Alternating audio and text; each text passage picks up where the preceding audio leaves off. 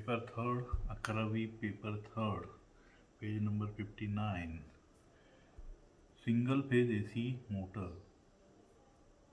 सध्याच्या काळामध्ये single phase AC मोटरचा सिंगल फेज म्हणजे फेज आणि न्यूट्रल या दोन्ही वायर जेव्हा या उपकरणाला दिल्या जातात तेव्हा जी क्रिया होते ज्यापासून क्रिया होते त्याला सिंगल फेज असं म्हणतात.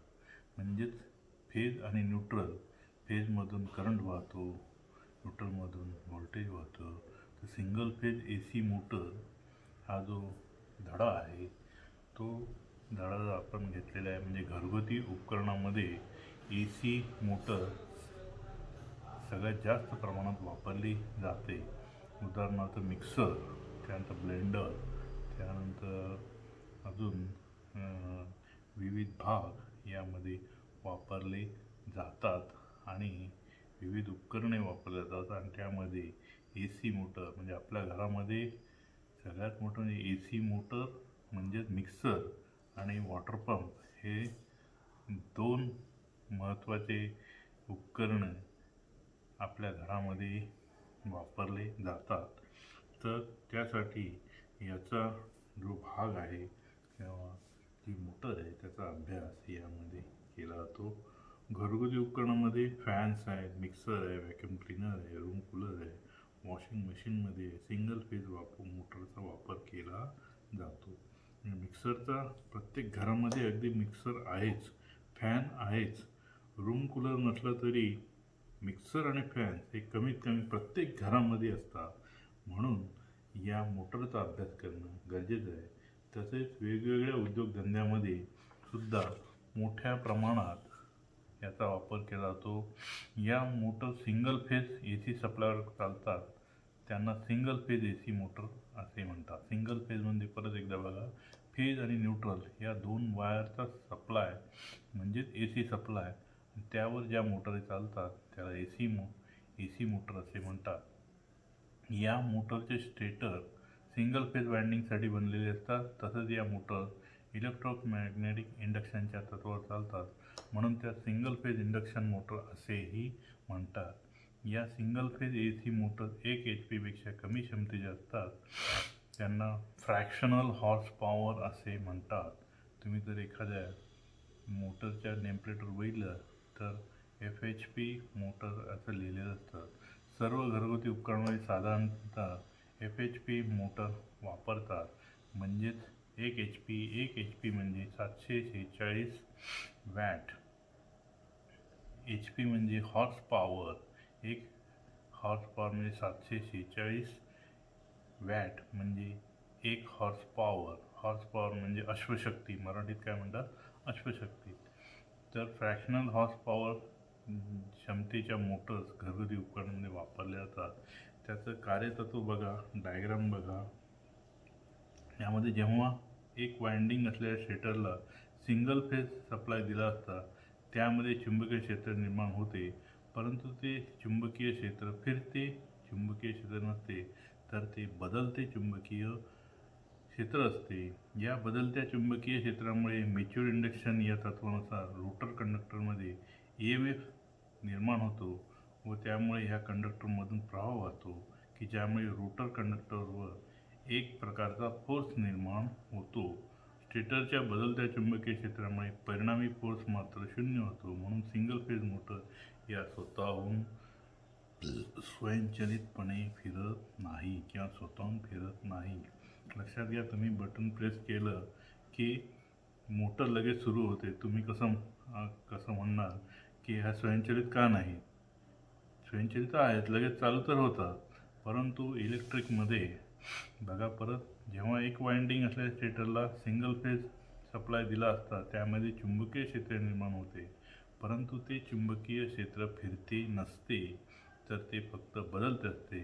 म्हणजे एकदा रोटर जो आहे तो उजव्या बाजूला फिरतो, दुसऱ्या क्षणी डाव्या बाजूला फिरतो. त्यामुळे त्यामध्ये बदलतं चुंबकीय क्षेत्र तयार होते आणि या बदलत्या चुंबकीय क्षेत्रामुळे जे म्युच्युअल इंडक्शनच्या तत्वानुसार रोटरमध्ये EMF निर्माण होतो, परंतु त्यामुळे ह्या कंडक्टरमधून विद्युत प्रवाह वाहतो, ज्यामुळे रोटरवर एक प्रकारचा फोर्स निर्माण होतो व स्टेटरच्या बदलत्या चुंबकीय क्षेत्रामुळे परिणामी फोर्स मात्र काय होतो, शून्य होतो. म्हणून सिंगल फेज मोटर या स्वयंचलित नसतात. हा जो रोटर कंडक्टरवरचा जो फोर्स निर्माण होतो तो काय होतो, शून्य असतो. म्हणजे ज्या ठिकाणी बदलतं चुंबकीय क्षेत्र तयार होतं त्या ठिकाणी रोटरवर जो फोर्स तयार होतो तो फोर्सची किंमत शून्य असते. त्यामुळे रोटर हा काय होतो, फिरत नाही. म्हणून सिंगल फेज रोटर मोटर या स्वयंचलित नसतात. तर त्यांना स्वयंचलित करण्यासाठी दुसऱ्या तात्पुरत्या 2 फेजमध्ये रूपांतर करण्यासाठी अनेक प्रकारचे जे भाग वापरतात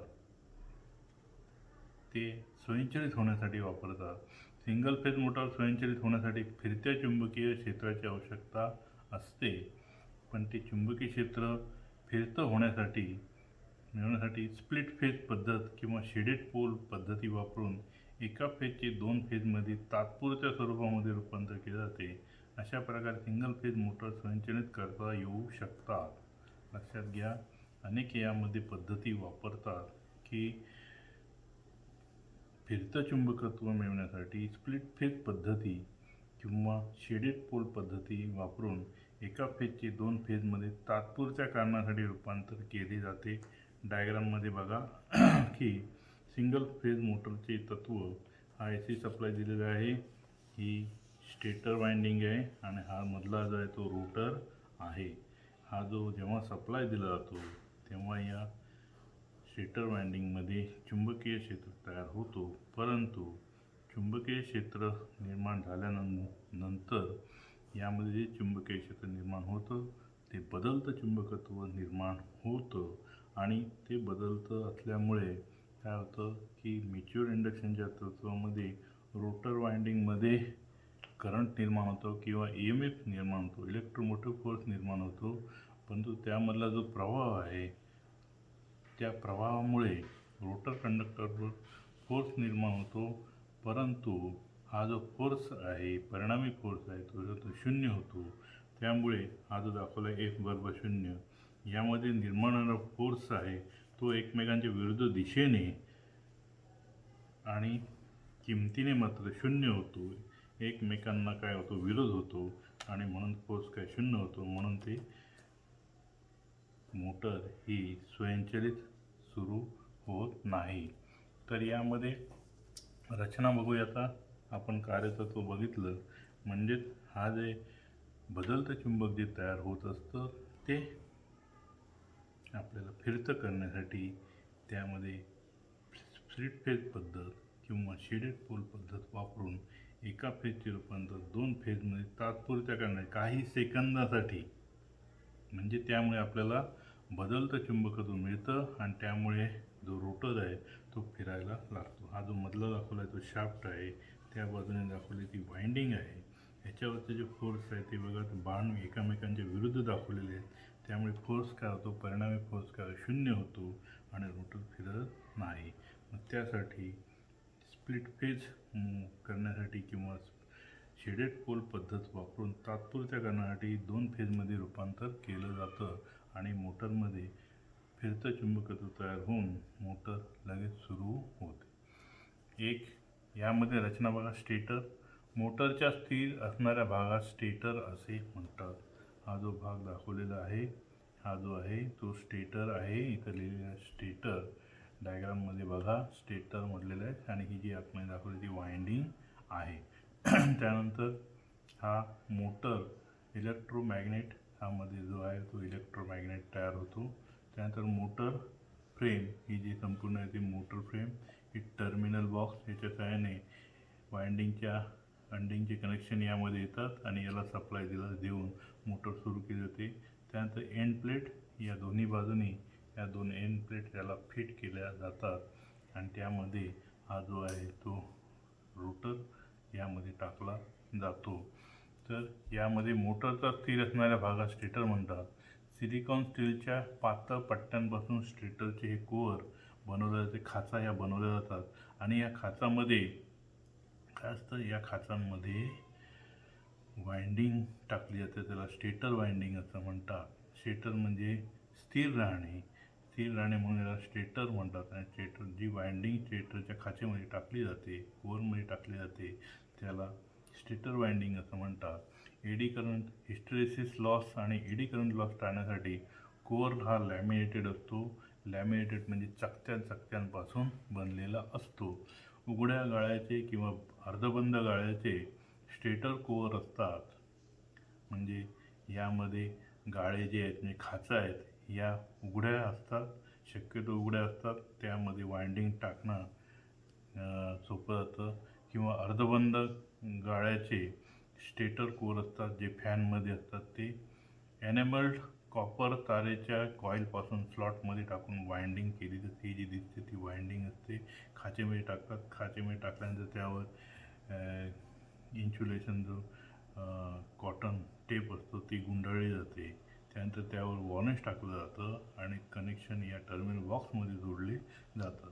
रोटर जो फिरणारा भाग आहे, हा जो भाग दाखवला आहे तो रोटर आहे. त्यानंतर याला बाजूला मोटर चालू असताना या रोटरवर किंवा वाइंडिंगची जी उष्णता आहे ती कमी होण्यासाठी, थंड होण्यासाठी याला फॅन जोडलेला असतो. रोटरवर फॅन जोडलेला असतो. त्या बाजूने नंतर शाफ्ट, दोन्ही बाजूनी शाफ्ट हा एका अक्षाला आणि स्वतःभोवती फिरून राहण्यासाठी यामध्ये या एंडरिंगमध्ये दोन्ही बाजूनी जो शाफ्ट बसवलेला असतो त्यामध्ये बेरिंग टाकली जाते. मोटरचा फिरणारा भाग होय स्क्विरल केज आणि वाऊंड टाईप.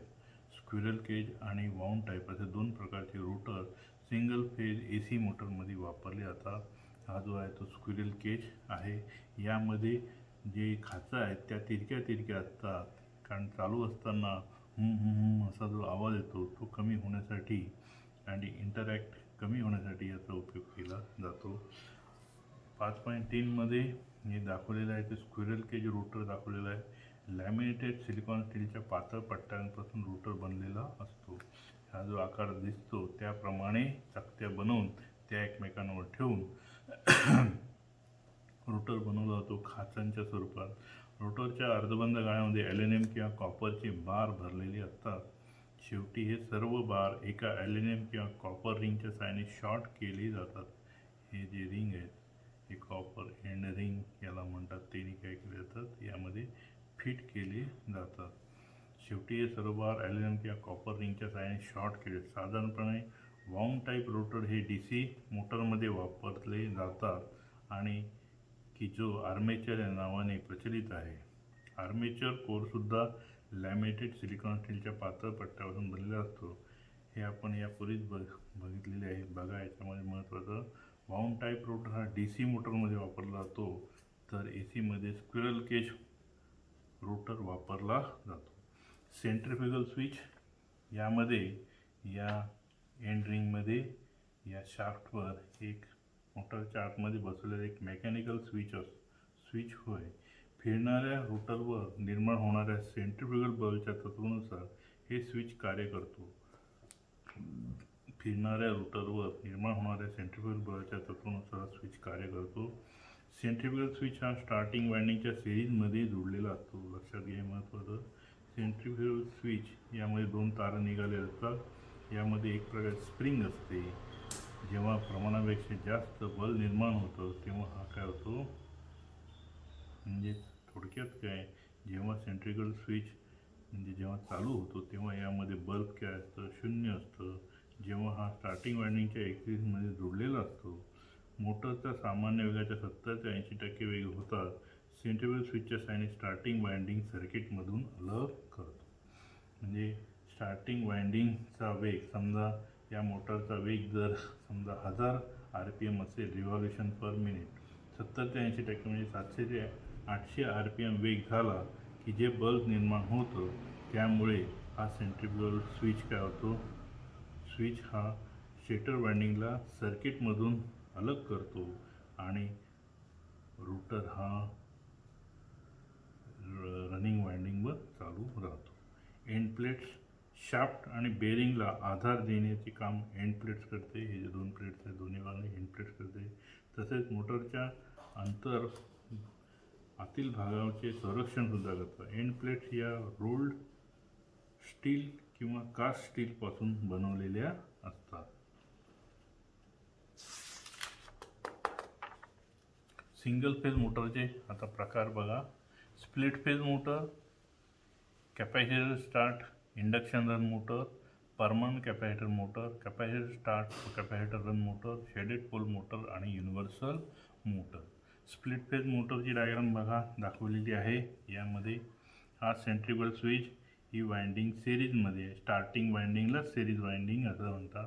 स्टार्टिंग वाइंडिंग आणि रनिंग वाइंडिंग म्हणजे जी वाइंडिंग स्टेटरमध्ये असते त्याला स्टार्टिंग वाइंडिंग म्हणतात किंवा फक्त स्टार्ट करण्यासाठी उपयोग होतो. त्यानंतर मोटर ही रनिंग वाइंडिंगवर चालू राहते म्हणून त्याला स्टार्टिंग वाइंडिंग म्हणतात. आणि ही रोटर हा कंटिन्युअस या वाइंडिंगवर फिरतो म्हणून याला रनिंग वाइंडिंग असं म्हणतात. एका फेजचे दोन फेजमध्ये रूपांतर करणे म्हणजे स्प्लिट म्हणजे फेज विभागणे होय. फेज डिस्प्लेसमेंट असलेल्या स्टार्टिंग आणि रनिंग वाइंडिंग फेज विभागण्यासाठी वापरलेल्या असतात. म्हणजे बघा की आपण एक वाइंडिंग जर वापरली आणि हा जर रोटर बाहेरून आपण जोराने फिरवला, जसं श्रीराम होंडा जनरेटर वगैरे आपण फिरवतो बाहेरनं दोरीने तो उडून चालू करतो, तसंच जर बाहेरून बल दिलं तर हे फॅन वगैरे ज्या मोटर आहेत ती वाइंडिंग एकाच वाइंडिंगवर चालू राहील म्हणजेच रनिंग वाइंडिंगवर. स्टार्टिंग फेज वापरल्या जातात. एक लक्षात घ्या, स्टार्टिंग वाइंडिंगचा विरोध जास्त असतो तर इंडक्टन्स कमी असतो, तर रनिंग वाइंडिंगचा इंडक्टन्स जास्त असतो मात्र विरोध कमी असतो. या दोन्ही वाइंडिंग एकमेकांच्या 90° इलेक्ट्रिकलला जोडलेल्या असतात. दोन्ही वाइंडिंग फिरते चुंबकीय क्षेत्र निर्माण करतात आणि अशा प्रकारे रोटर फिरण्यासाठी टॉर्क म्हणजे प्रेरणा निर्माण होते. या मोटरमध्ये स्क्विरल केज प्रकारचा रोटर वापरलेला असतो. AC प्रवाहाला सिंगल फेज मोटर जोडली असता स्टार्टिंग आणि रनिंग वाइंडिंगमधून प्रवाह वाहतो. स्टार्टिंग वाइंडिंग जादा रेजिस्टिव्ह आणि कमी इंडक्टिव्ह असल्यामुळे आकृती 5.4 मध्ये दाखवलं पाहिजे. स्टार्टिंग करंट IS हा जो आहे स्टार्टिंग करंट IS हा अप्लाइड व्होल्टेजच्या V या फेजमध्ये निर्माण होतो. त्याचवेळी रनिंग वाइंडिंगमधून प्रवाह वाहतो म्हणून रनिंग करंट IR हा अप्लाइड व्होल्टेजच्या V जवळपास 90° लॅगिंग असतो. IR हा 90° लॅगिंग असतो. अशा प्रकारे स्टार्टिंग रनिंग वाइंडिंगमध्ये आपण अभ्यासल्याप्रमाणे तात्पुरत्या स्वरूपामध्ये 90° फेज डिफरन्स निर्माण होतो. त्यामुळे फिरते चुंबकीय क्षेत्र तयार होऊन रोटरवर टॉर्क निर्माण होतो. जेव्हा मोटर सामान्य वेगाच्या 70 ते 80% पोहोचते तेव्हा सेंट्रिफ्युगल स्विचच्या सहाय्याने स्टार्टिंग वाइंडिंग सप्लायपासून वेगळी केली जाते. बघा डायग्राममध्ये सेंट्रिफ्युगल स्विच स्टार्टिंग वाइंडिंगच्या सिरीजमध्ये, रनिंग वाइंडिंगला पूर्ण व्होल्टेज मिळतं. हा जो आहे तो रोटर, ही दाखवली रोटर वाइंडिंग म्हणजेच रनिंग वाइंडिंग. यामध्ये म्हणजे हे बार आहेत, याची फिरण्याची दिशा या बाणाच्या दिशेने दाखवलेली आहे. रनिंगमधून जो करंट वाहतो तो खालच्या बाजूला येतो, या बाजूला येतो दाखवला आहे. तर यामध्ये स्टार्टिंग वाइंडिंग ही जास्त रेजिस्टिव्ह आणि कमी इंडक्टिव्ह व रनिंग वाइंडिंग ही कमी रेजिस्टिव्ह आणि जादा इंडक्टिव्ह असल्यामुळे तात्पुरत्या काळासाठी दोन फेज निर्माण होतात. ते 90° इलेक्ट्रिकल लॅगिंग स्वरूपात असल्यामुळे फिरते चुंबकीय क्षेत्र तयार होऊन रोटरवर टॉर्क निर्माण होतो. 70 ते 80% वेग पोहोचल्यानंतर सेंट्रिफ्युगल फोर्समुळे स्विचच्या साहाय्याने स्टार्टिंग वाइंडिंग सप्लायपासून वेगळी केली जाते आणि मोटर ही फक्त रनिंग वाइंडिंगवर चालू राहते. यामध्ये बघा की फुल लोड स्पीड आणि फुल लोड टॉर्क म्हणजे प्रेरणा चालू असताना प्रेरणा बघा की फुल लोड स्पीड, लोड हा 20% असेल, 40%, 60%, 80%, 100% पर्सेंटेजमध्ये. जेव्हा हा जो 20% लोड चालू असताना लोड कमी असतो तर लोड वाढत वाढत वाढत हा जो टॉर्क कसा कसा वाढत वाढत जातो आणि त्यानंतर हा जो दाखवलेला भाग मधला तुटक दाखवलेला आहे तो म्हणजे सेंट्रिफ्युगल फोर्स सेंट्रिफ्युगल स्विच असतो. तो सेंट्रिफ्युगल स्विच 70 ते 80 स्पीड झाल्यानंतर काय होतं, हा सेंट्रिफ्युगल फोर्सने स्विच हा या स्टार्टिंग वाइंडिंगला काय होतं वेगळा करतो आणि त्यामुळे मोटर ही रनिंग वाइंडिंगवर 100% स्पीडवर फिरायला. हा जो मधला भाग आहे तो सेंट्रिफ्युगल स्विचमुळे यामध्ये डिस्टन्स पडतं, कारण इथं स्टार्टिंग वाइंडिंग ही जी वाहत असते ती यामधनं जो करंट वाहत असतो तो काय होतो वेगळा पडतो आणि मोटर या रनिंग वाइंडिंगवर मोटर ही चालू राहते. म्हणजे रोटर हा रनिंग वाइंडिंगवर फिरतो. म्हणजे तात्पुरत्या कारणासाठी या स्टार्टिंग वाइंडिंगचा वापर केला जातो. तो कट करण्यासाठी 70 ते 80% झाल्यानंतर तो कट करण्यासाठी सेंट्रिफ्युगल स्विच वापरला जातो. 5.5 मध्ये मोटरची टॉर्क स्पीड गुण वैशिष्ट्ये दाखवली आहेत. स्प्लिट फेज मोटरचा स्टार्टिंग टॉर्क ऑफ फुल लोडच्या 150 ते 200% असतो. 150 ते 200%. हा जो स्टार्टिंग टॉर्क आहे तो सुरुवातीला फुल लोडच्या किती असतो 150 ते 200 म्हणजे जवळजवळ दुप्पट असतो. त्यानंतर तो वाढत वाढत वाढत वाढत जातो आणि टॉप लेवलपर्यंत 350 पर्यंत येतो. त्यानंतर टॉर्क काय होतो जसजसा रोटर फिरायला लागतो तसतसा टॉर्क काय होतो कमी होतो आणि स्पीड हा वाढत जातो. मध्यम स्टार्टिंग टॉर्क असल्यामुळे ही motor printing press, bench grinder जे आपल्या वर्कशॉपमध्ये होल पाडण्यासाठी हाताने जो खालीवर होतो तो त्यानंतर वॉशिंग मशीनमध्ये वापरली जाते. दुसरा प्रकार म्हणजे capacitor start induction run motor. हा जो भाग आहे कॅपॅसिटर वापरला जातो. म्हणजे हा जो भाग आहे स्प्लिट फेज मोटर पूर्ण इथं वापरली जाते. फक्त यामध्ये काय आहे कॅपॅसिटर यामध्ये त्याच्या सिरीजमध्ये जोडला जातो. म्हणजे ही सुरुवातीला स्प्लिट फेज मोटर आहे, त्यानंतर चालू असताना ती कॅपॅसिटर मोटर होते. सध्या कॅपॅसिटर मोटर वेगवेगळ्या उपयोगासाठी बऱ्याच कंपन्यांमध्ये मोठ्या प्रमाणात वापरल्या जातात. कॅपॅसिटर मोटरचे 3 वर्गीकरण: capacitor start induction run motor, त्यानंतर परमनंट कॅपॅसिटर मोटर आणि capacitor start capacitor run motor. तर capacitor start induction run motor ही दाखवले. यामध्ये रनिंग वाइंडिंग आहे, स्टार्टिंग वाइंडिंग आहे, सेंट्रिफ्युगल स्विच आहे आणि यामध्ये कॅपॅसिटर जोडलेला आहे. या सर्व मोटरमध्ये स्क्विरल केज रोटर वापरला जातो. स्क्विरल केज रोटर, स्क्विरल म्हणजे सापळा, जसे आपल्या मांजा गुंडाळाची फिरकी असते त्या टाईप याची रचना असते. स्क्विरल केज रोटर या प्रकारचा एक प्रकारचा रोटर वापरला जातो, मात्र स्टेटर वाइंडिंगमध्ये किंचित बदल केलेला असतो. Short time rated paper capacitor किंवा ऑइल फील्ड कॅपॅसिटर या मोटरमध्ये वापरला जातो. म्हणजे मोठ्या कॅपॅसिटीच्या मोठ्या वॅटेजच्या कॅपॅसिटीच्या मध्ये ऑइल फील्ड कॅपॅसिटर म्हणजे हा जो कॅपॅसिटर आहे त्याच्या डबीमध्ये ऑइल भरलेलं असतं. लहान कॅपॅसिटीमध्ये short time rated paper capacitor वापरला जातो. आज आपण 4.6 मध्ये दाखवल्याप्रमाणे स्टार्टिंग रनिंग वाइंडिंग एकमेकांच्या समांतर जोडलेली आहे. बघा एकमेकांच्या समांतर जोडलेली आहे. स्टार्टिंग वाइंडिंगच्या सिरीजमध्ये सेंट्रिफ्युगल स्विच आणि कॅपॅसिटर आणि सिरीज सेंट्रिफ्युगल स्विच जोडलेला असतो. कॅपॅसिटरचा कॅपॅसिटिव्ह परिणामामुळे वाइंडिंगचा असलेला इंडक्टिव्ह परिणाम काय अंशी कमी होतो. त्यामुळे स्प्लिट फेज मोटरप्रमाणे स्टार्टिंग वाइंडिंग ही रेझिस्टन्सच्या तुलनेत जास्त इंडक्टिव्ह होऊ शकते.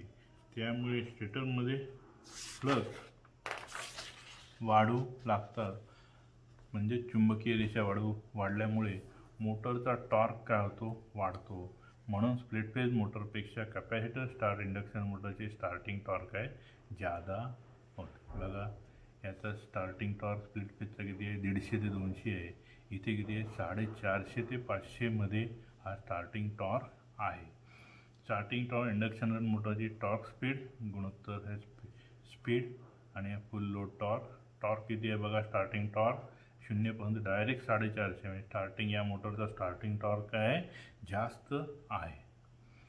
AC प्रवाहाला कॅपॅसिटर इंडक्शन रन मोटर जोडली असता स्टेटर वाइंडिंगमधून प्रवाह वाहू लागतो.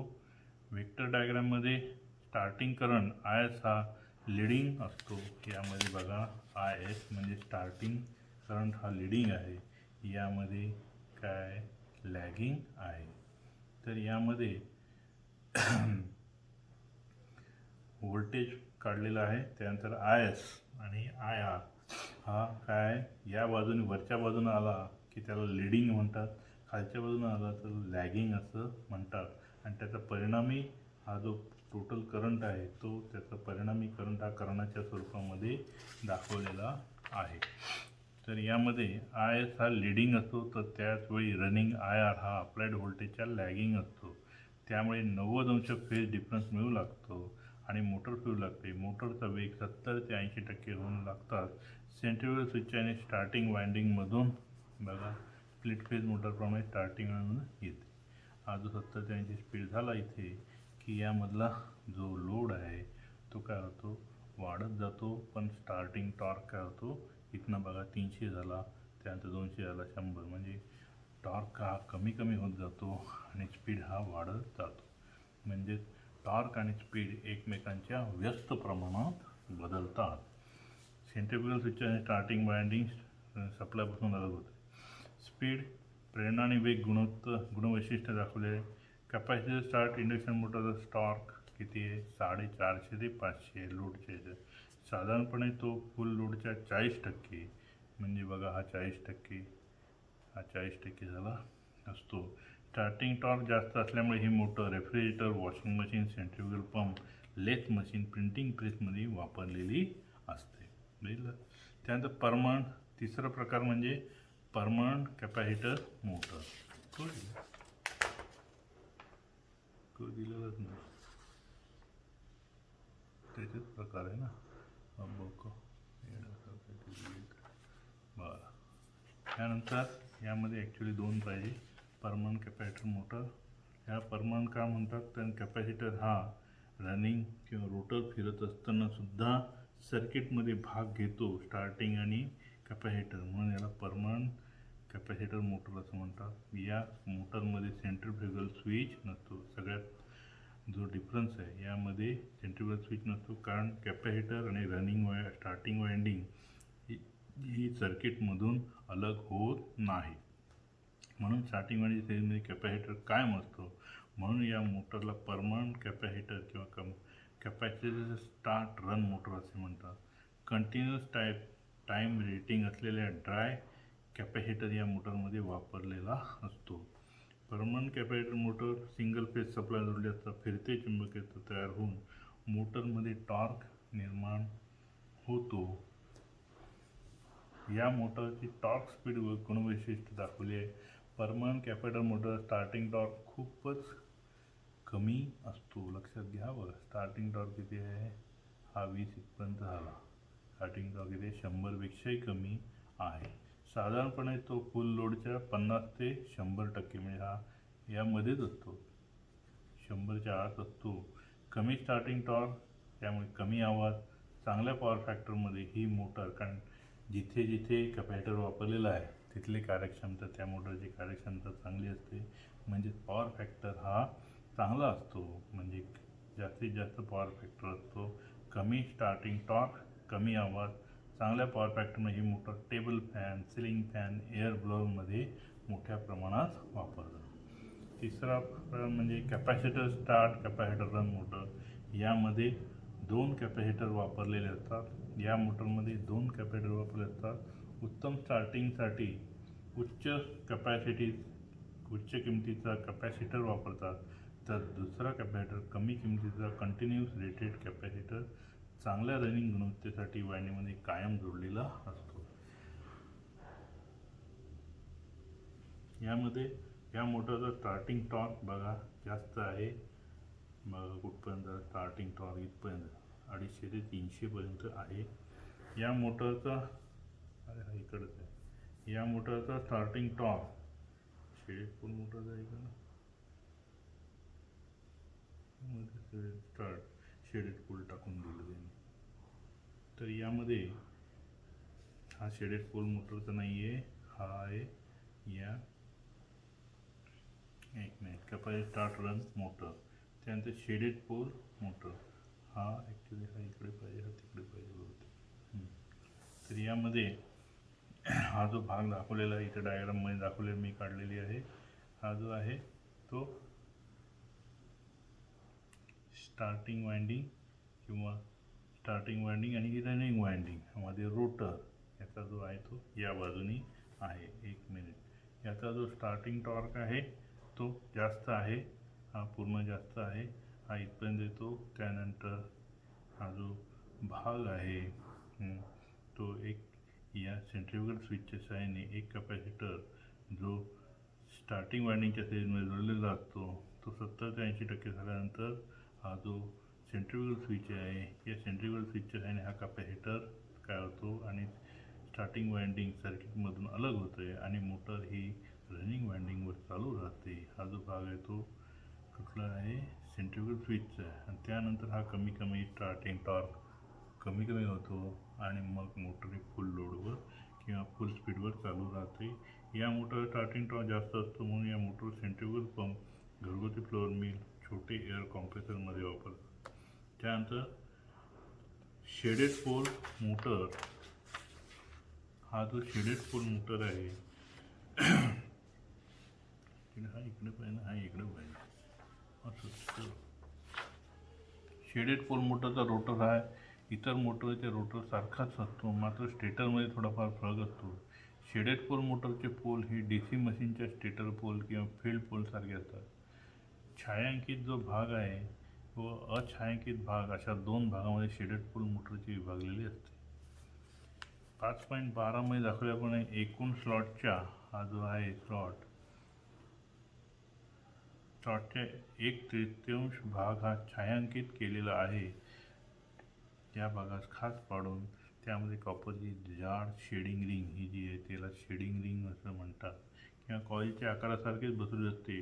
उरलेल्या पोलच्या भागात अनशेडेड पोल किंवा अछायांकित भाग असे म्हणतात. शेडेड पोलवरती जी वाइंडिंग केली जाते त्या स्टेटर वाइंडिंग म्हणतात किंवा फील्ड वाइंडिंग असं म्हणतात. सिंगल फेज AC मोटरच्या शेडेड पोल मोटर जोडली असता प्रवाह फील्ड वाइंडिंगमधून वाहू लागतो व पोलच्या अनशेडेड भागाकडून शेडेड भागाकडे मॅग्नेटिक न्यूट्रल ॲक्सिस सरकल्यामुळे रोटरवर टॉर्क निर्माण होतो आणि रोटर फिरायला लागतो. मोटरला सप्लाय दिला असता प्रवाह फील्ड कॉईलमधून वाहतो, यामधून असा ही जी जोडणी दाखवली त्यामधून वाहतो. 5.13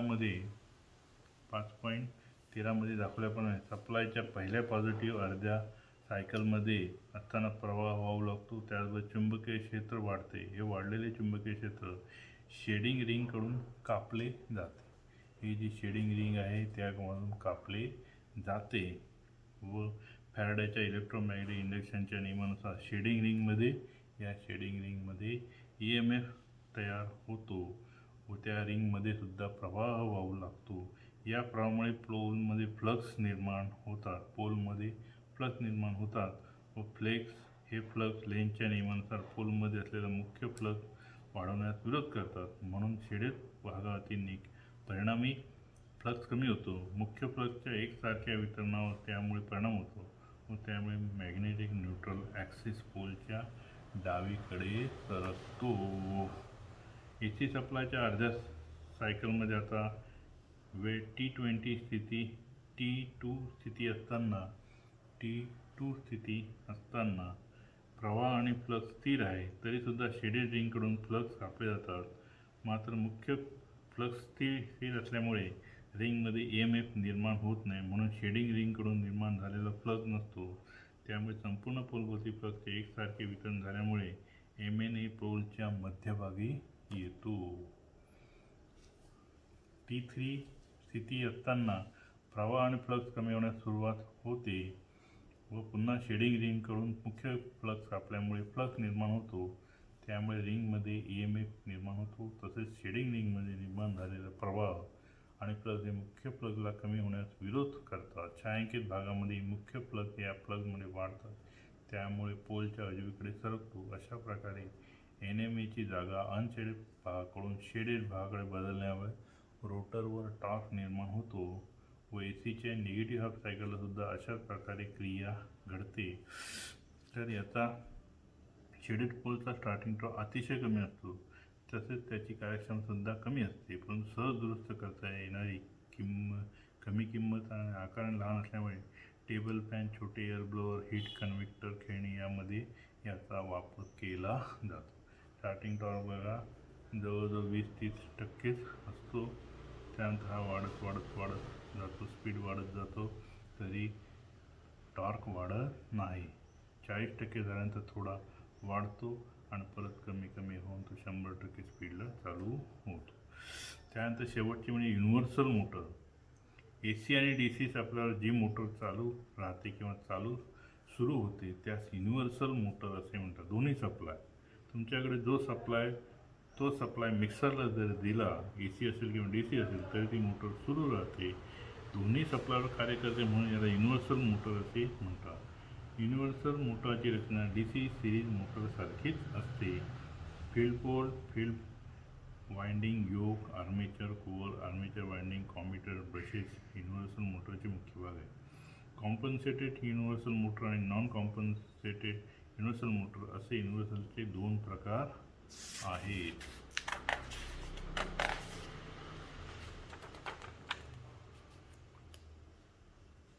युनिव्हर्सल मोटरचे कार्यतत्व यामध्ये दिलेले आहे.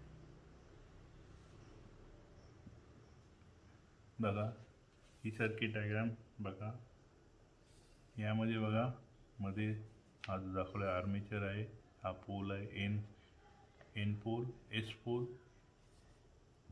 यामधला रोटर हा घड्याळाच्या काट्याच्या विरुद्ध दिशेने फिरताना दिसतो.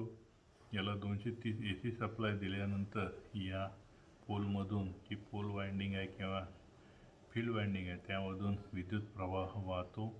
पूर्ण सिरीज कनेक्शन यामध्ये बघा. इथनं स्टार्ट होतं आहे, इथे या आर्मेचरच्या ब्रशला जोडलं जातं, दुसऱ्या ब्रशमधून परत या दुसऱ्या फील्ड वाइंडिंगला कनेक्शन जातं आणि त्यानंतर न्यूट्रल जोडली जाते. युनिव्हर्सल मोटरच्या फील्ड वाइंडिंगचे टर्न्स कमी असल्याने कमी प्रमाणात फ्लक्स निर्माण होतात, मात्र फील्डच्या फ्लक्सपेक्षा आर्मेचरकडून निर्माण होणारे फ्लक्स जास्त असतात, म्हणून आर्मेचर रिॲक्शन जास्त प्रमाणात असतो. आर्मेचर रिॲक्शन कमी करण्यासाठी फील्ड वाइंडिंगचे टर्न्स वाढवायला लागतात, त्यामुळे रिॲक्टन्स वाढून रिॲक्टन्स व्होल्टेज ड्रॉपसुद्धा वाढतो. फील्ड आणि आर्मेचरमध्ये असलेला रिॲक्टन्स व्होल्टेज कमी करण्यासाठी कॉम्पन्सेटिंग वाइंडिंगची योजना केली असते, म्हणून अशा मोटरला कॉम्पन्सेटेड युनिव्हर्सल मोटर असे म्हणतात. कॉम्पन्सेटेड युनिव्हर्सल मोटर नेहमी उच्च पॉवर क्षमतेच्या असतात.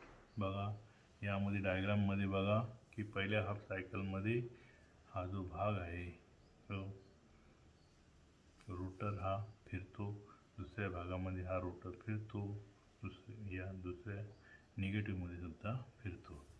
यामध्ये non compensated universal motor. Non कॉम्पन्सेटेड ही वाइंडिंग दाखवलेली आहे, तर कॉम्पन्सेटेडमध्ये ही एक्स्ट्रा वाइंडिंग दाखवलेली आहे, ती आर्मेचरच्या सिरीजमध्ये जोडलेली असते. Non compensated universal motor armature reaction effect आणि रिॲक्टन्स व्होल्टेज ड्रॉप तुलनेने कमी असल्यामुळे नॉन कॉम्पन्सेटेड युनिव्हर्सल मोटर नेहमी कमी पॉवर क्षमतेच्या वापरल्या जातात किंवा क्षमतेच्या असतात. AC आणि DC सप्लायला युनिव्हर्सल मोटर जोडली असता फील्ड वाइंडिंग आणि आर्मेचर वाइंडिंगून प्रवाह वाहू लागतो.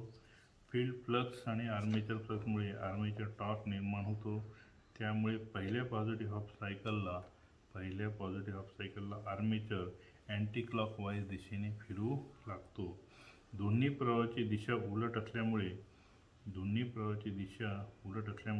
आर्मेचरचे फिरण्याची दिशा पूर्वीसारखीच असते. अशा प्रकारे ही मोटर AC DC सप्लायवर कार्य करते. परत बघा फील्ड फ्लक्स आणि आर्मेचर फ्लक्समुळे आर्मेचर टॉर्क निर्माण होतो, त्यामुळे पहिल्या पॉझिटिव्ह हाफ सायकलला आर्मेचर अँटी क्लॉकवाईज दिशेने फिरू लागतो. दोन्ही प्रवाहाची दिशा उलट असल्यामुळे आर्मेचरची फिरण्याची दिशा पूर्वीसारखीच असते. अशा प्रकारे मोटर AC आणि DC सप्लायवर कार्य करते. युनिव्हर्सल मोटरचा टॉर्क स्पीड यामध्ये बघा की युनिव्हर्सल मोटरची टॉर्क स्पीड डी सी सिरीजसारखी असते.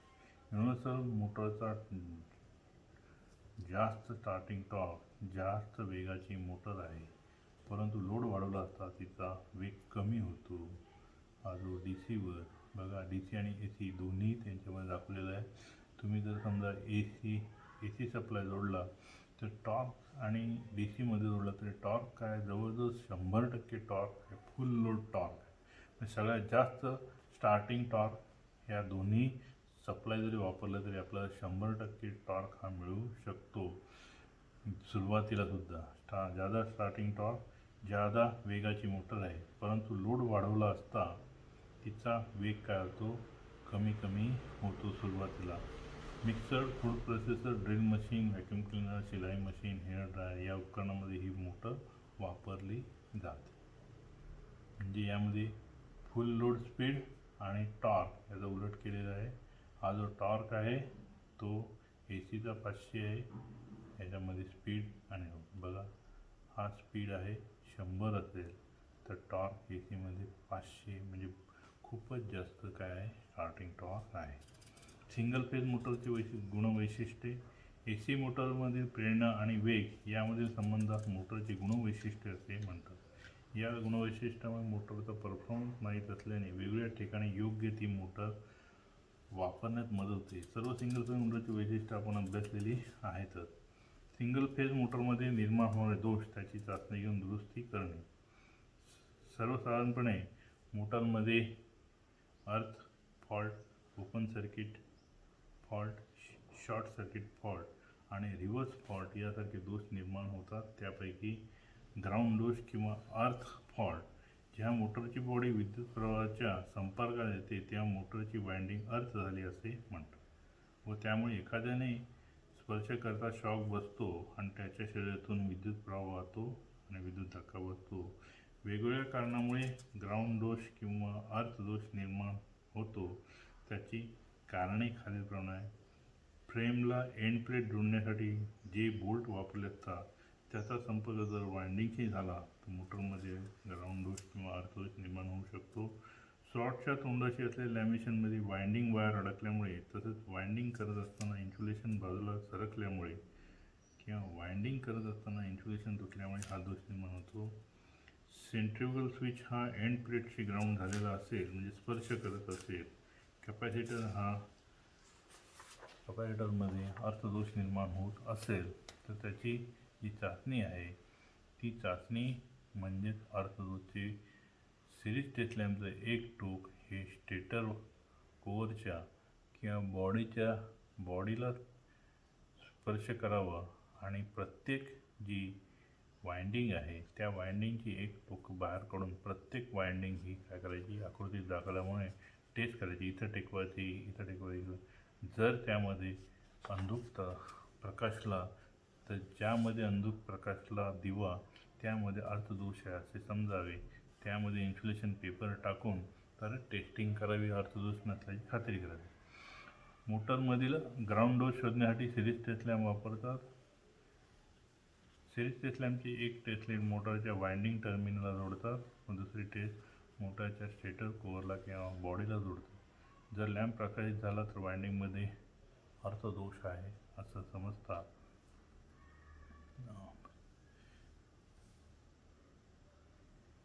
सिरीज टेस्ट लॅम्पच्या सहाय्याने कॅपॅसिटरमधील ग्राउंड शोधण्यासाठी टेस्ट लॅम्पची एक लीड कॅपॅसिटरच्या एका टोकाला तर दुसरी लीड मोटरच्या बॉडीला जोडतात. जर लॅम्प प्रकाशित झाला तर कॅपॅसिटर ग्राउंड झाला आहे आणि लॅम्प प्रकाशित झाला नाही तर कॅपॅसिटर चांगला आहे असं समजतात. कॅपॅसिटरचे मोटरला जोडलेले कनेक्शन काढून मोटरची या पद्धतीने अर्थदोष घ्यावी आणि लॅम्प पुन्हा प्रकाशित झाला तर मोटरमध्ये अर्थ आहे असे समजावे. जर प्रकाशित झाला नाही तर कॅपॅसिटर अर्थ झाला आहे असं समजावे. जर मोटर अर्थ झाली असेल तर मोटर खोलून सेंट्रिफ्युगल स्विचचे टर्मिनल अलग करावे व त्यानंतर सेंट्रिफ्युगल स्विच आणि वाइंडिंग वेगवेगळी तपासावी. जर सेंट्रिफ्युगल स्विचमध्ये अर्थ फॉल्ट असेल तर दुरुस्त करावे किंवा बदलावे. जर वाइंडिंगमध्ये दोष असेल तर नेमकी कोणती वाइंडिंग अर्थ आहे ते शोधावे व मोटरचे कॉमन टर्मिनल खोलून चाचणी घ्यावी. जर रनिंग वाइंडिंगमध्ये अर्थ असेल तर रनिंग वाइंडिंगची टोके मोकळे करून सिरीज टेस्ट लॅम्पच्या ह्याने चाचणी घ्यावी. जर लॅम्प कोणत्याही कॉईलच्या ठिकाणी प्रसारित झाला तर कोअरपासून कॉईल इन्सुलेट करण्याचा प्रयत्न करावा. जर शक्य नसेल तर कॉईल किंवा वाइंडिंग नवीन करावे. ओपन सर्किट स्टार्टिंग आणि रनिंग वाइंडिंगमध्ये अखंडत्व नसणे म्हणजे ओपन सर्किट किंवा वाइंडिंग ही कुठेतरी तुटणे, वाइंडिंगच्या तारा तुटणे. स्टार्टिंग किंवा रनिंग वाइंडिंगमध्ये ओपन सर्किट दोष असणारी सिरीज टेस्टरची टोके वाइंडिंगला जोडावी. जर लॅम्प प्रकाशित झाला तर सर्किट बरोबर आहे. जर लॅम्प प्रकाशित झाला नाही तर ओपन सर्किट दोष समजावे. स्टार्टिंग वाइंडिंग सेंट्रिफ्युगल जोडली असते तर सिरीज टेस्ट लॅम्पची टर्मिनल स्टार्टिंगला जोडावी. जोपर्यंत सेंट्रिफ्युगल स्विचचे दोन्ही कॉन्टॅक्ट एकाच वेळी दाबले जात नाही तोपर्यंत लॅम्प प्रकाशित होत नाही. स्विच दाबल्यानंतरही जर लॅम्प प्रकाशित झाला नाही तर स्विच किंवा वाइंडिंग ओपन सर्किट आहे. बहुतेक जळल्यामुळे किंवा खराब कॉन्टॅक्टमुळे सेंट्रिफ्युगल स्विचेस दोषयुक्त असतात, म्हणून कॉन्टॅक्ट साफ करावे. तसेच फिरणाऱ्या भागाचा दाब ॲडजस्ट करावा. शॉर्ट सर्किट वाइंडिंगचे एक टोक किंवा एकापेक्षा जास्त वेळी विद्युतदृष्ट्या एकत्र येतात त्याला शॉर्ट सर्किट असं म्हणतात. एखाद्या नवीन वाइंडिंगचे इन्सुलेशन हलक्या दर्जाचे असेल तरीसुद्धा अशी स्थिती निर्माण होऊ शकते किंवा दुसऱ्या एखाद्या स्थितीमध्ये ओव्हरलोडमुळे उष्णता निर्माण होऊन इन्सुलेशन कमकुवत होऊन शॉर्ट सर्किट होऊ शकतो. साधारण स्थितीमध्ये शॉर्ट कॉईल शोधण्यासाठी काही पद्धती वापरतात. त्यापैकी मोटर थोड्या वेळासाठी सुरू करून सर्वात जास्त गरम झालेली कॉईल हाताच्या स्पर्शाने शोधावी. ही एक पद्धत आहे.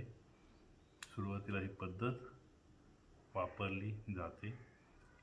जर ज्या कॉईलला हाताने स्पर्श करता गरम असेल ती कॉईल परत सिरीज टेस्ट लॅम्पच्या साहाय्याने तपासून शक्य असेल तर ती दुरुस्त करावी, नाहीतर नवीन करावी.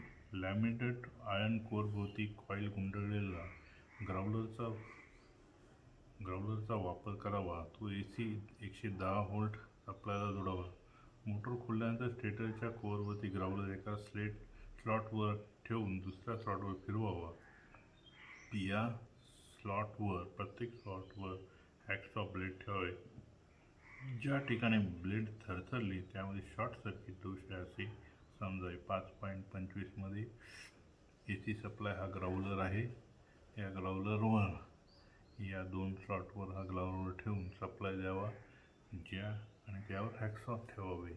याच्यावर हॅकसॉ ठेवावे, हॅकसॉ ब्लेड, आणि त्यावर जर ती थरथरली तर त्या कॉईलमध्ये शॉर्ट सर्किट दोष आहे असे समजावे. व्होल्टेज ड्रॉप टेस्टमध्ये वाइंडिंग ही DC सप्लायच्या कमी दाबाला जोडलेली असते आणि प्रत्येक कॉईलच्या दरम्यानचे व्होल्टेज मोजले जाते. ज्या कॉईलमध्ये कमी व्होल्टेज दाब असतो ती कॉईल शॉर्ट आहे असे समजावे. त्यानंतर 5वी टेस्ट म्हणजे AVO मीटर टेस्ट. या पद्धतीमध्ये प्रत्येक कॉईलचा विरोध मल्टीमीटरच्या सहाय्याने मोजतात. ज्या कॉईलचा विरोध कमी असतो ती शॉर्ट आहे असे समजतात. शॉर्ट कॉईल दुरुस्त करण्यासाठी कॉईल बाहेर काढून रिवाइंडिंग करणे गरजेचे असते. जर तपासणी केल्यानंतर दोष रिवाइंडिंगशिवाय दुरुस्त करता येत असेल तर तो करावा. Reverse coil test. यामध्ये कॉईल किंवा ग्रुप कनेक्शन उलटी किंवा चुकीचे झाले असल्यास रिव्हर्स कॉईल दोष निर्माण होतो. उलट किंवा चुकीचे कनेक्शन शोधण्यासाठी पॉलॅरिटी टेस्ट घ्यावी लागते. त्यासाठी 2 पद्धती वापरतात. चुंबक सूची पद्धत, 2 स्क्रूड्रायव्हर पद्धत. चुंबक सूची पद्धतीमध्ये स्टेटर आडव्या स्थितीमध्ये ठेवून वाइंडिंगला कमी DC व्होल्टेज दाब द्यावा. एका पोलवरून दुसऱ्या पोलवर चुंबक सूची हळूहळू फिरवावी. जर वाइंडिंग बरोबर जोडलेली असेल तर चुंबक सूची प्रत्येक पोलवर उलट होते.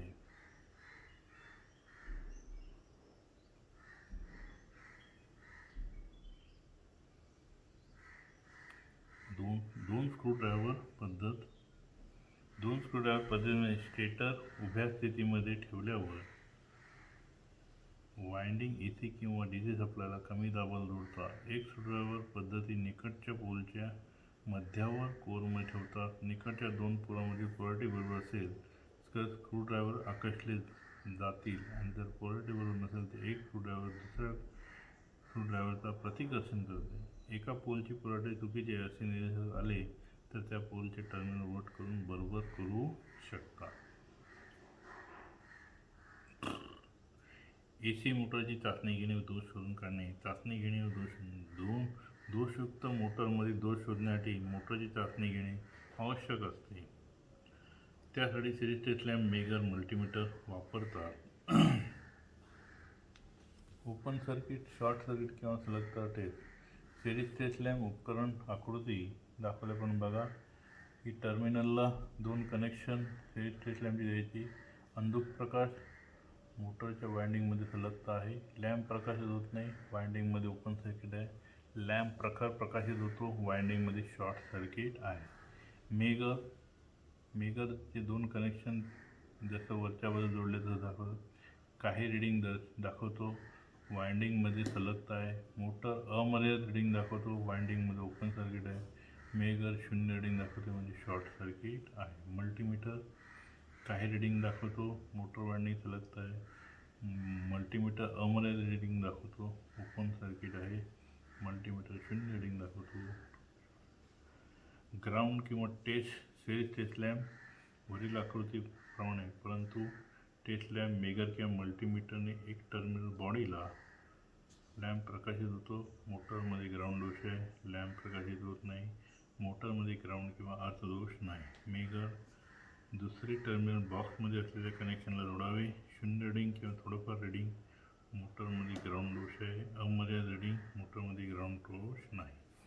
मल्टीमीटर रिडिंग 0 किंवा थोडंफार रिडिंग, मोटरमध्ये ग्राउंड दोष आहे.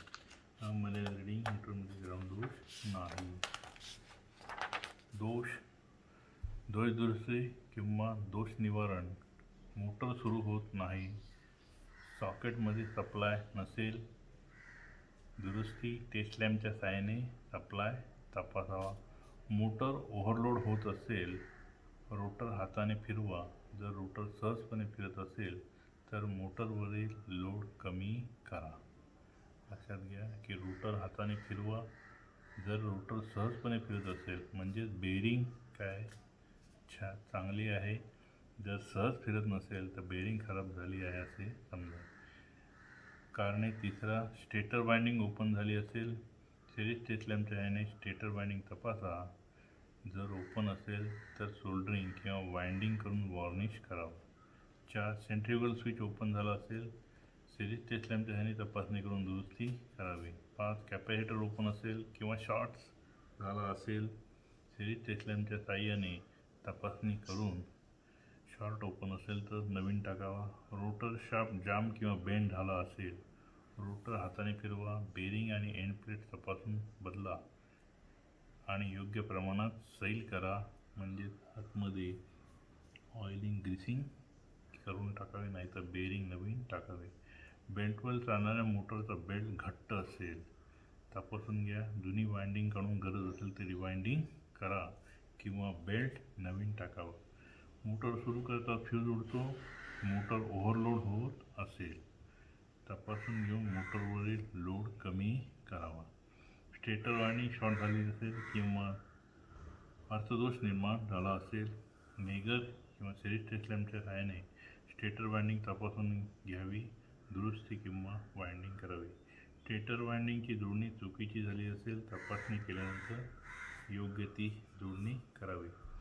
मोटर कमी वेगाने फिरते कारण सप्लाय व्होल्टेज कमी असेल. व्होल्टमीटरच्या सहाय्याने व्होल्टेज मोजा. कमी असेल तर व्होल्टेज सामान्य स्थितीला येईपर्यंत मोटर बंद करा. मोटर ओव्हरलोड होत असेल तपासणी करून मोटरवरील लोड कमी करा. स्टेटर वायंडिंग शॉर्ट झाली असेल, सिरीज टेस्ट लॅम्पच्या सहाय्याने तपासणी करून दुरुस्त करा किंवा रिवाइंडिंग करावे. मोटर गरम होते. यंत्राची अलाइनमेंट समपातळी योग्य नसेल तपासून घ्या. डायल गेजच्या सहाय्याने री-अलाइनमेंट करा.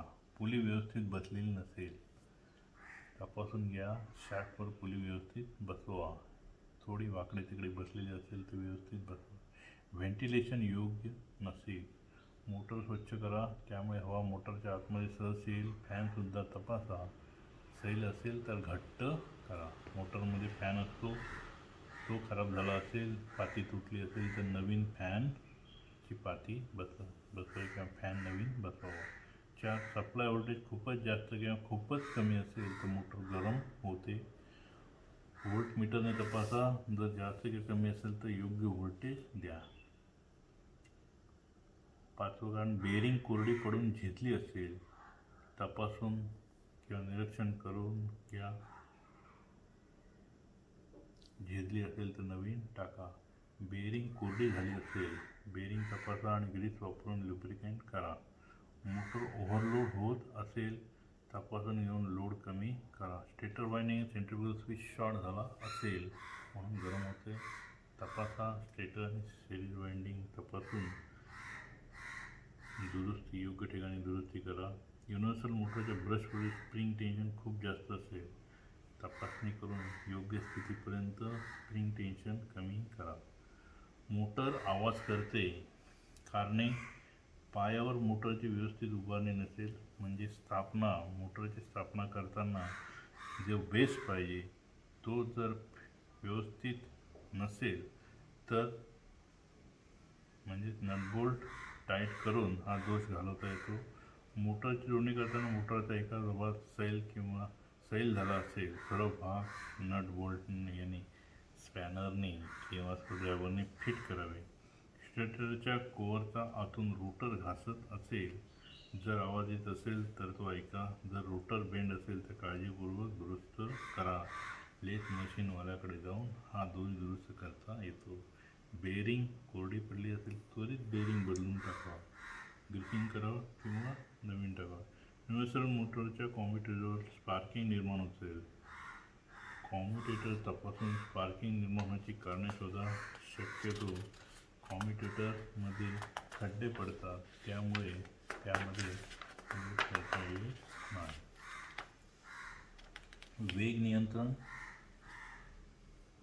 वेग कंट्रोल हा जो कंट्रोलचा भाग आहे तो सिंगल फेज मोटरचे वेग नियंत्रण.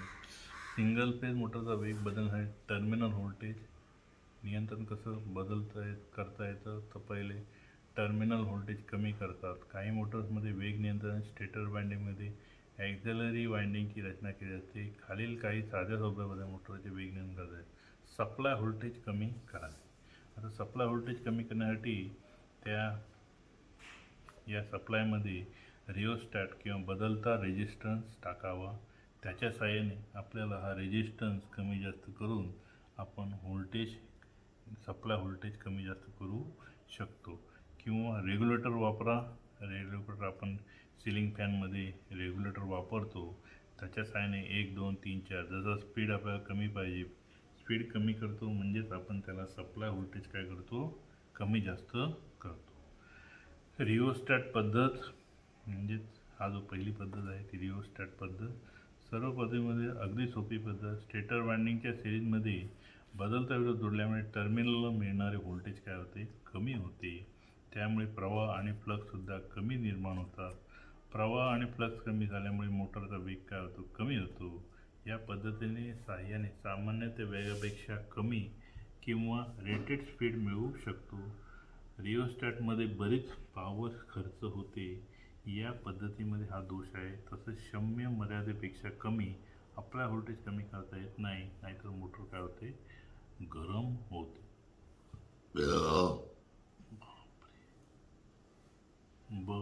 रेग्युलेटर पद्धत. आपल्या घरामध्ये जो रेग्युलेटर आहे ती पद्धत.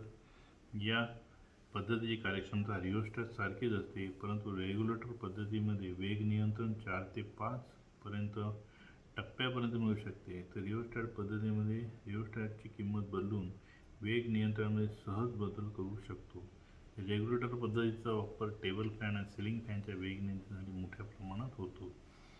यानंतर जी वेग नियंत्रण पद्धत आहे ही 2 ऑटो ट्रान्सफॉर्मर पद्धत. ऑटो ट्रान्सफॉर्मरची किंमत जास्त असल्यामुळे ही पद्धत खर्चिक आहे. वरील पद्धतीप्रमाणे या पद्धतीने पॉवर खर्च होत नाही, त्यामुळे पद्धतीची कार्यक्षमता जास्त आहे. या पद्धतीच्या सहाय्याने वेगामध्ये सहज बदल करून घेऊ शकतो. बघा हा जो आहे हे जे दाखवले तो ऑटो ट्रान्सफॉर्मर, याच्या सहाय्याने आपण सप्लाय हा कमी करू शकतो. 2 ऑक्झिलरी वाइंडिंग वापरून ही पद्धत 2 किंवा 3 वेगळे वेग मिळवण्यासाठी साधारणपणे वापरतात.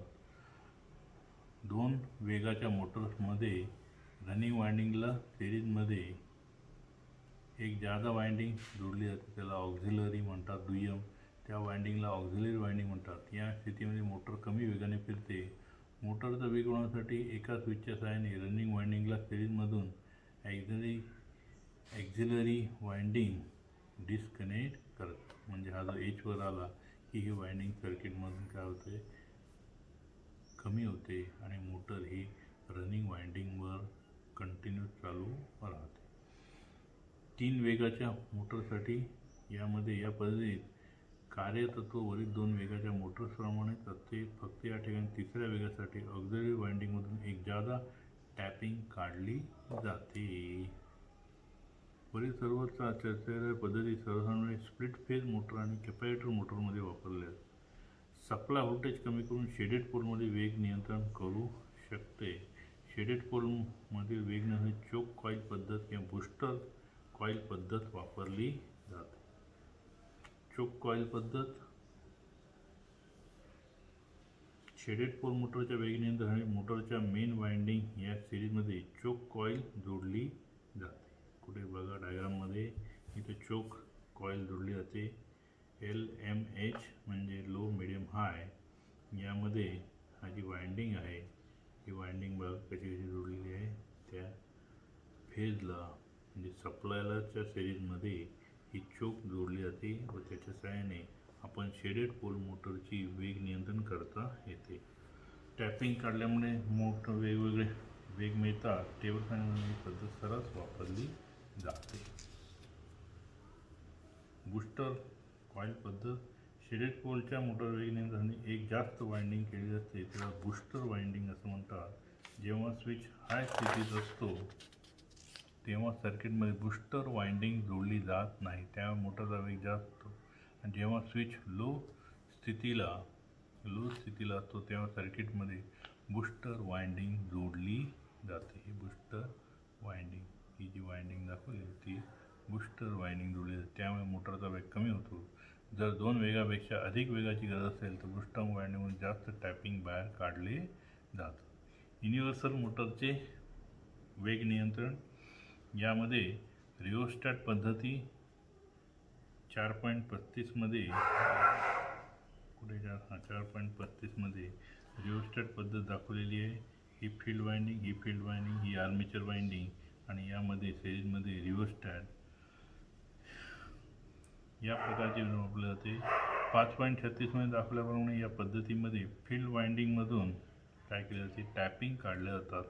लो स्थितीला निर्माण होणारे फ्लक्स जास्त असतात म्हणून मोटरच्या फिरण्याच्या स्थितीला निर्माण होणारे फ्लक्स जास्त असतात, म्हणून मोटरचा वेग काय होतो, कमी होतो. कारण फ्लक्स म्हणजे चुंबकीय रेषांचे निर्माण होणाऱ्या चुंबकीय रेषा आणि वेग हे एकमेकांच्या व्यस्त प्रमाणात बदलतात. फ्लक्स काही प्रमाणात कमी झाल्यामुळे युनिव्हर्सल मोटरचे वेग थोड्या प्रमाणात वाढतो आणि या स्थितीला आता खूपच वेग वाढतो. ही पद्धत मिक्सरमध्ये वापरली जाते. त्यानंतर मोटरची फिरण्याची दिशा बदलणे. AC मोटरची फिरण्याची दिशा बदलण्यासाठी बऱ्याच पद्धती वापरतात. स्प्लिट फेज मोटर किंवा कॅपॅसिटर मोटरच्या स्टार्टिंग या रनिंग वाइंडिंगमधून वाहणाऱ्या प्रवाहाची दिशा बदलल्यामुळे मोटरची फिरण्याची दिशा बदलता येऊ शकते. यामध्ये नामनिर्देशित दाखवलेले आहे. बघा यामध्ये पहिले डायरेक्शन ही क्लॉकवाईज आहे. ही स्प्लिट फेज मोटर आहे. यामध्ये डायरेक्शनचं बाण दाखवलं उजव्या बाजूने. त्यानंतर ही जी रनिंग वाइंडिंग आहे त्याची जोडणी बघा, ही इथे जोडलेली आहे, ती दुसऱ्या बाजून जोडलेली आहे, दुसरी बाजू या बाजूला. त्यामुळे यामधून वाहणारा जो प्रवाह आहे हा बघा बाण दाखवला आहे, तो प्रवाह उलटा झाल्यामुळे याच्यावरून उलटा झाल्यामुळे रोटर हा घड्याळाच्या काट्याच्या डाव्या दिशेने फिरतो. त्यानंतर डायरेक्शन ऑफ अँटी क्लॉकवाईज हा दुसरी पद्धत म्हणजे ही जी आहे स्टार्टिंग वाइंडिंगचे कनेक्शन बदलून, म्हणजे बघा इथनं स्टार्ट होतं, हा भाग इथं जोडतात आणि हा जो भाग आहे तो खालच्या बाजूला आणि वरचा बाजूला खाली जोडतात, त्यामुळे याचं डायरेक्शन बदलतं. त्यानंतर परत दोन्ही जर एकदम आपण बदलल्या तर डायरेक्शन तीच राहते. जेव्हा स्ट्रेटिंग आणि रनिंग वाइंडिंग सारखी असते तेव्हा परमनंट मोटरची फिरण्याची दिशा बदलणारी रिव्हर्स फॉरवर्ड स्विच वापरला जातो. म्हणजे याची परमनंट कॅपॅसिटर जी कॅपॅसिटर सर्किटमध्ये राहतो त्याची बदलण्यासाठी त्याची डायग्राम फॉरवर्ड आणि रिव्हर्स ही दिशा बदलण्यासाठी रिव्हर्स फॉरवर्ड स्विच वापरला जातो. 5.38 मध्ये जेव्हा स्विच या स्थितीला जोडला जातो तेव्हा वाइंडिंग क्रमांक 2 या सिरीजमध्ये कॅपॅसिटर येतो, म्हणून वाइंडिंग 2ची स्टार्टिंग वाइंडिंग आणि वाइंडिंग 1ची रनिंग वाइंडिंग होते. अच्छा, आणि अशा वेळेस जर रोटर क्लॉकवाईजने फिरतो, जेव्हा स्विच या स्थितीला जोडला जातो दुसऱ्या स्थितीला जोडला जातो तेव्हा वाइंडिंग 1च्या सिरीजमध्ये कॅपॅसिटर येत असल्यामुळे ती स्टार्टिंग वाइंडिंग होते, तर वाइंडिंग 2 रनिंग वाइंडिंग होते. त्यामुळे मोटरची फिरण्याची दिशासुद्धा उलट होते. युनिव्हर्सल मोटरची फिरण्याची दिशा बदलण्यासाठी फील्ड वाइंडिंग किंवा आर्मेचर वाइंडिंग या दोघांपैकी कोणत्या एका वाइंडिंगची टोकाची यातला बदल करावी दाखवलेली आहे.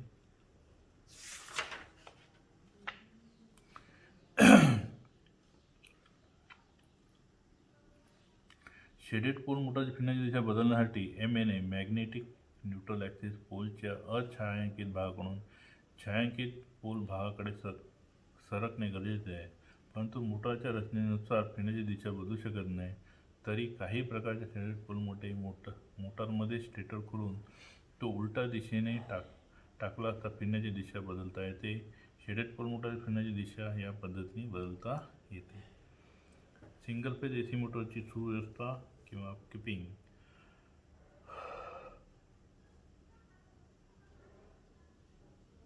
देखभाल. मोटरच्या नेमप्लेटवर गती, सुरुवातीचा विद्युत प्रवाह, रेटेड व्होल्टेज लिहिलेला असतो, तो नोंदवून घ्यावा. मोटर सुरू करण्यावेळी मोटरचा शाफ्ट फ्री करून पाहावा. मोटरची उभारणी पूर्णपणे व्हेंटिलेशन असलेल्या ठिकाणी करावी. मोटरला बुशिंग जोडले असता त्याची विद्युत व यांत्रिक तपासणी करावी. जर क्रॅक वगैरे असल्यास नवीन बुश टाकावे. मेगरच्या सहाय्याने वाइंडिंगचा इन्सुलेशन रेजिस्टन्स मोजावा. जर तो 1 मेगापेक्षा कमी असेल तर त्यास वाढवण्यासाठी वॉर्निशिंग आणि इन्सुलेशन पेपर टाकून योजना करावी. मोटरची फिरण्याची गती नेमप्लेट दाखवल्याप्रमाणे कमी दाखवत असेल तर मोटरची ओव्हरऑलिंग करावी. मोटरच्या वरती ग्रीस कॅप असेल तर ती पूर्णपणे ग्रीसने भरावी. अशा तऱ्हेने AC सिंगल फेज मोटर हा धडा इथे संपलेला आहे.